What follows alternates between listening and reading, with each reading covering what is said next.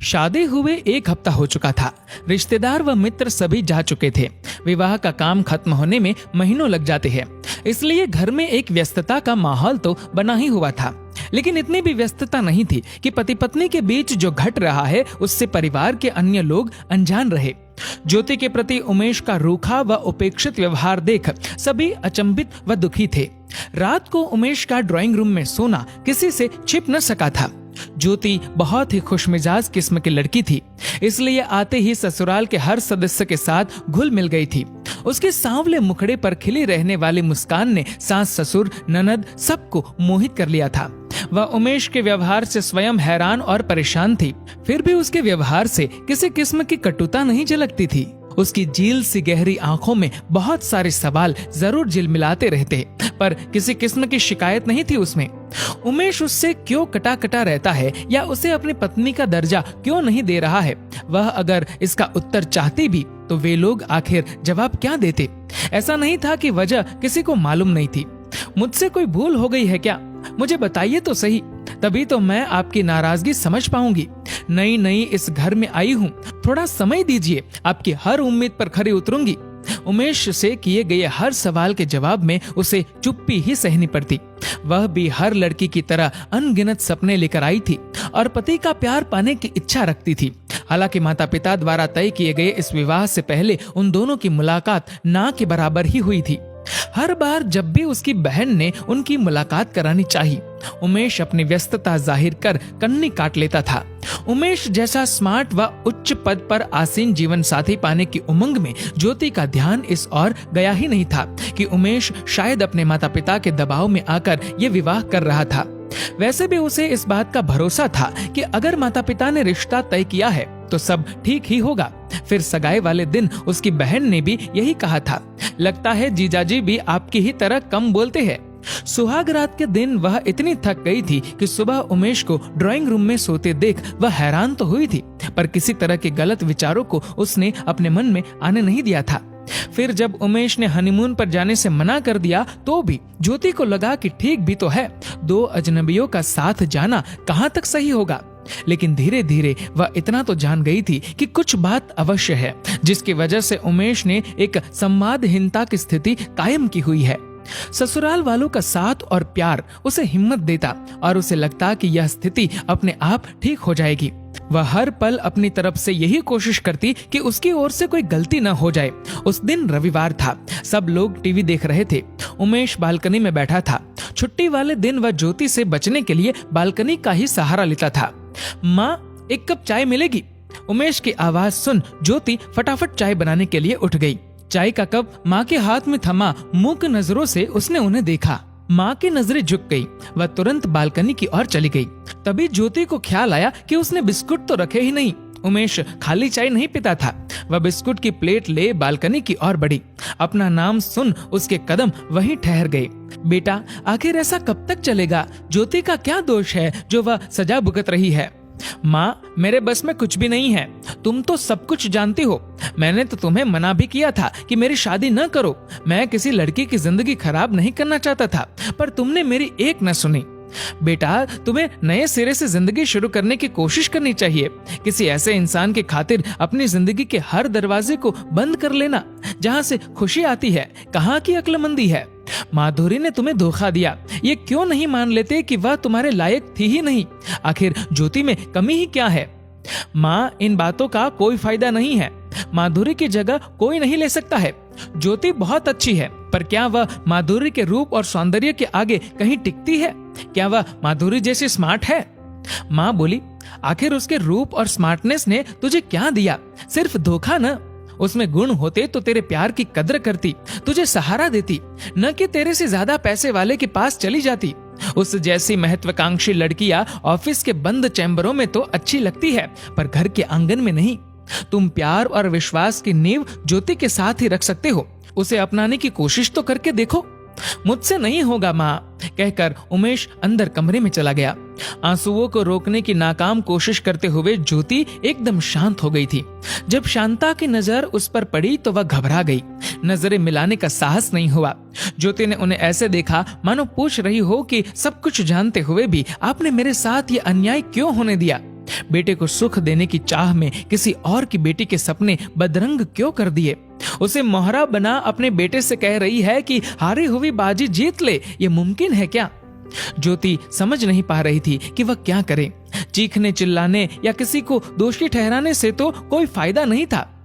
बेटा, उमेश को थोड़ा वक्त दे, समय की हवा गुबार को उड़ा ले जाती है। शांता देवी ने उसे सांत्वना देने की कोशिश की तो वह फफक उठी। पति का प्यार और साथ पाए बिना मैं आखिर किस अधिकार से यहाँ रह रही हूँ? क्या सिर्फ आपकी बहू बनकर रहना ही काफी है? मुझे मायके जाने की इजाजत दे। तुम इस घर की इज्जत हो, यही तुम्हारा सबसे बड़ा अधिकार है। मैं तुम्हें रोकूंगी नहीं, लेकिन इतना जरूर कहूंगी कि तुम्हें अपने हक के लिए लड़ना चाहिए। हिम्मत हारकर मायके चले जाने से सिर्फ दूरियां ही बढ़ेगी। हम तुम्हारे साथ हैं, एक कोशिश तो की ही जा सकती है। पर उन्हें तो मेरे रंग रूप से भी चिढ़ है। क्या माधुरी बेहद सुंदर थी? मुझे उसके बारे में कुछ बताए। सांस बोली, वह एक बंद अध्याय है। ये जान लो, वह एक आंधी की तरह आई थी जो हमारा सुख, चैन और विश्वास उड़ाकर ले गई। वह सुख को पैसे से तोलती थी, इसलिए जब उसे रईस ज्यादा मिला तो उसे उमेश का प्यार ठुकराते पल भर नहीं लगा। ज्योति को लगा कि एक कोशिश करने में तो कोई हर्ज नहीं है। उमेश उससे दूर रहने की कोशिश करता तो भी वह सहज बनी रहती। कोई बात भी करती तो ये एहसास जरूर दिला देती कि जरूरी है, इसलिए कर रही है। बात करते करते धीरे से मुस्कुरा देती और ऐसा दिखाती मानो वह स्वाभाविक था। उसके कहने से पहले ही उसके सारे काम कर देती। उमेश उसे अपने आसपास देख झुंझलाता तो ऐसे दिखाती कि उसकी बेरुखी का उस पर कोई असर नहीं हो रहा है। कोई भी धुन गुनगुनाने लगती। उमेश हैरान हो जाता। वह उसके साथ ढंग से बात भी नहीं करता, फिर भी वह कोई शिकायत नहीं करती। माँ और बहन ज्योति के रूप और गुण की तारीफ करती तो वह चिढ़ जाता। आखिर क्यों उन्हें ज्योति में कोई कमी नजर नहीं आती थी? ज्योति जानती थी कि वह साधारण शक्ल सूरत की लड़की है। वो जब भी उमेश के सामने आती वो माधुरी से उसकी तुलना करने लगता और यही सोचता कि माधुरी के सामने ये तो कुछ भी नहीं है, बस फर्क है तो दोनों के व्यवहार और सोच में। माधुरी की बात नहीं मानता था तो वह गुस्सा हो जाती थी और ये सब कुछ सह लेती है। वह माधुरी को बहुत चाहता था, पर फिर भी उसने उसके प्यार की कद्र नहीं की।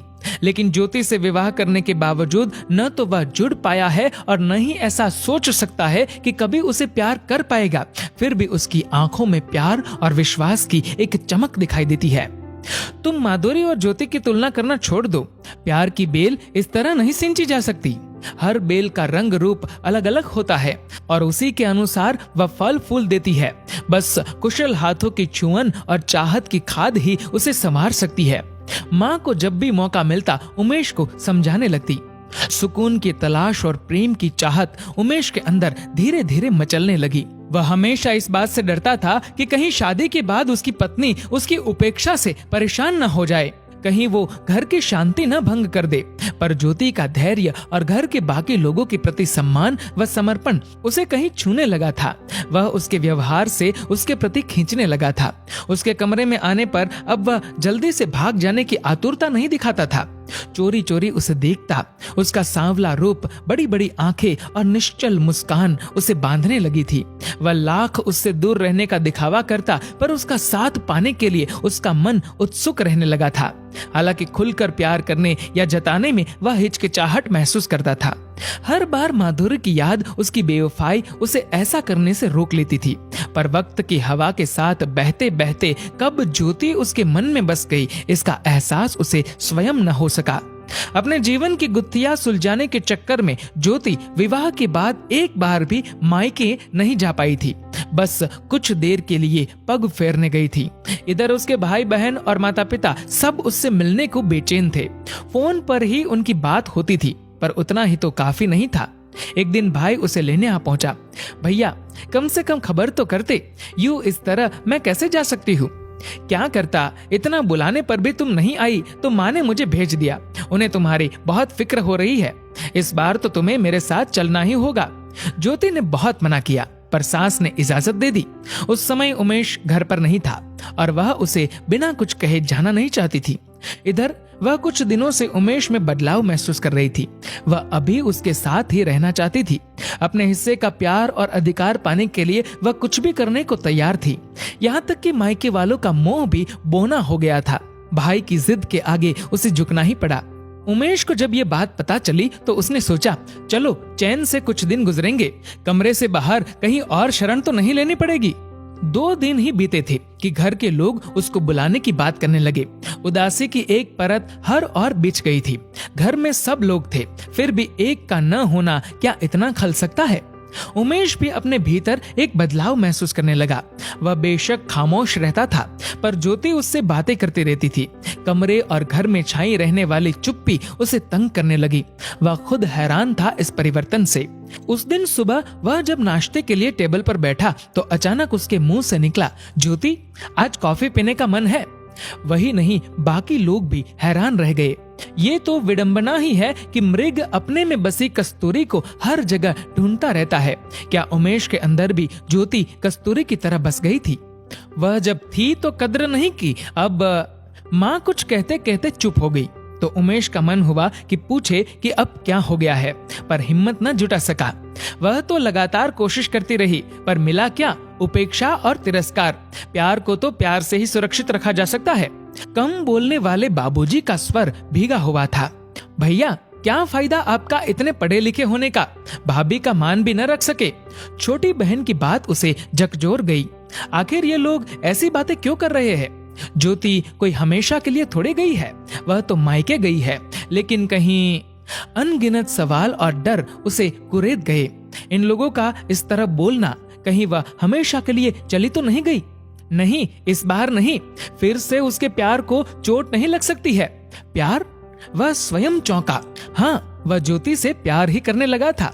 अपना अभिमान, अपने डर और बीती बातों को दफन कर उसे ही लेने जाना होगा। वह जिस अधिकार की हकदार थी वह उसे देगा। माफी मांगेगा तो निश्चित रूप से वह माफ कर देगी। ज्योति का खिलखिलाता चेहरा उसकी आंखों के सामने घूम रहा था। मन में विश्वास हो तो रास्ते आसान लगने लगते हैं। घर वालों से उसने कुछ नहीं कहा। ज्योति को अचानक आया देख वे कितने खुश हो जाएंगे। वह गाड़ी में बैठने ही वाला था कि मोबाइल पर घंटी बजी। एक चिर परिचित नंबर को देखकर उमेश का मन विचलित हो गया। कांपते हाथों से उसने फोन कान पर लगाया। देखो, मैं जानती हूँ कि तुम मुझसे बेहद नाराज हो, लेकिन मुझे अब अपनी गलती का एहसास हो गया है। मैं तुम्हारे पास वापस लौटना चाहती हूँ। माधुरी की आवाज पहचानने में वह गलती कैसे कर सकता था? वह फिर से चकाचौंध भरी मीनारों की ऊंचाई के लोभ में फंसता। उससे पहले ही उसने रॉन्ग नंबर कह फोन काट दिया और गाड़ी स्टार्ट कर ली। उसे विश्वास और प्यार से सिंची गई नींव की जरूरत थी, जो वो ज्योति के साथ ही रख सकता था। दोस्तों, इस वीडियो को लेकर आपकी क्या राय है नीचे कमेंट करके जरूर बताएगा। और अगर आपको ये वीडियो अच्छा लगा हो तो इस वीडियो को लाइक करेगा, शेयर करेगा ज्यादा से ज्यादा लोगों तक। और ऐसे ही और भी इंस्पिरेशनल वीडियोस के लिए सब्सक्राइब करें हमारे यूट्यूब चैनल को और फेसबुक पर फॉलो करें हमारे पेज को। धन्यवाद।